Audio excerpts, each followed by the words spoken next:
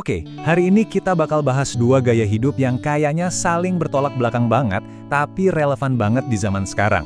Yap, kita akan ngomongin soal hedonisme versus keugaharian.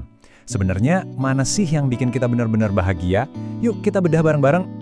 Shalom teman-teman semua, senang banget bisa ketemu lagi buat ngobrolin hal-hal yang penting buat hidup kita.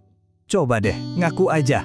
Pernah nggak sih kamu ngerasa harus banget punya HP model paling baru atau pakai baju yang lagi hits cuma biar dianggap keren sama teman-teman?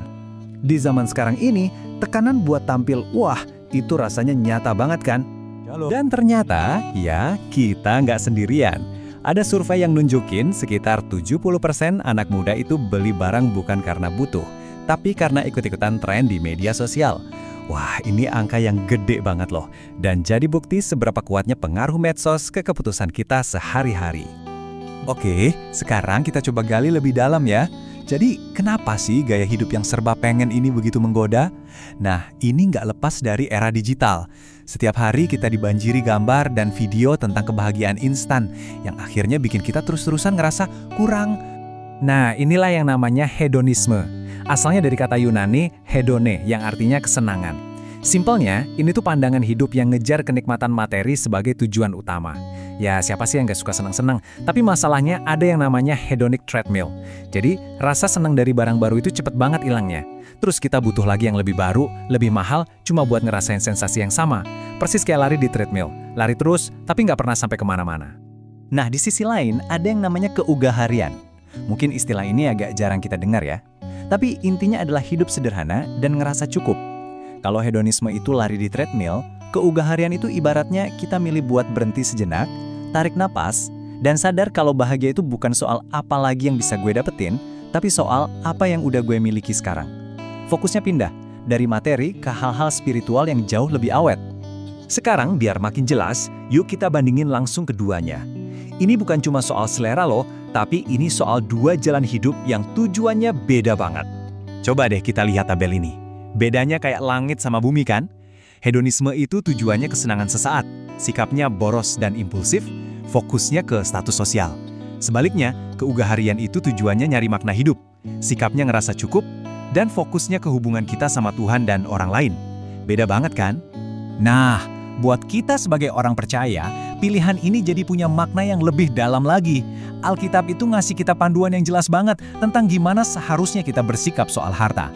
Ini tuh semacam panggilan buat hidup beda dari dunia. Tuhan Yesus sendiri ngingetin kita di Matius pasal 6, harta di bumi itu kan bisa rusak, bisa hilang, bisa dicuri. Tapi harta di sorga kayak iman, kasih, karakter yang baik, itu sifatnya kekal. Ini tuh ngajak kita buat geser fokus dari yang cuma sementara ke yang abadi. Dan Alkitab itu penuh banget sama prinsip yang mendukung hidup ugahari. Paulus bilang, bukan uangnya yang jahat, tapi cinta akan uang itu akarnya. Terus, penguasaan diri, kemampuan buat ngerem keinginan sesaat, itu bukti nyata dari buah roh. Kita juga diajar buat bersyukur sama apa yang ada. Dan yang paling penting, kita diajak buat niru teladan hidup Yesus, yang hidupnya sederhana tapi penuh makna. Oke, teorinya udah dapat, dasar Alkitabnya juga udah. Sekarang pertanyaannya, gimana caranya? Gimana kita bisa terapin ini di tengah godaan yang ada di mana-mana? Yuk kita lihat beberapa langkah praktis yang bisa kita mulai dari hari ini. Ini dia, 4 langkah simpel tapi dampaknya luar biasa. 1. Kenali pemicumu. Apa sih yang bikin kamu pengen belanja?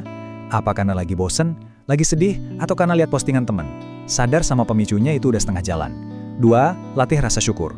Coba deh, tiap hari tulis 3 hal yang kamu syukuri. Ini ngelatih otak kita buat lihat yang udah ada, bukan yang belum ada. 3. Belajar bilang cukup. Sebelum beli sesuatu, coba tunda 24 jam. Tanya ke diri sendiri, ini beneran butuh atau cuma pengen? Dan yang terakhir, yang paling dahsyat, bagikan berkat. Waktu kita memberi, fokus kita pindah dari diri sendiri, dan disitulah sukacita sejati bakal kita temuin. Pada akhirnya, ini semua kembali lagi ke kita masing-masing. Ini pilihan pribadi yang akan membentuk siapa kita dan masa depan kita. Jadi, hedonisme atau keugaharian. Dan ini penting banget buat kita ingat ya. Hidup ugahari itu bukan berarti kita harus hidup susah atau anti sama barang bagus. Sama sekali bukan. Ini soal menjadi kaya secara batiniah, kaya dalam damai, kaya dalam hubungan, dan kaya dalam iman. Sambil kita kelola apapun yang Tuhan kasih ke kita dengan bijak dan penuh syukur. Jadi, pertanyaan buat renungan kita bareng-bareng hari ini, gaya hidup mana yang akan kita pilih buat jadi semangat, jadi motor yang menggerakkan hidup kita setiap hari? Pilihannya ada di tanganmu. Yuk, kita pilih jalan yang menuntun pada kehidupan sejati yang berkelimpahan di dalam Kristus. Tuhan Yesus memberkati kita semua.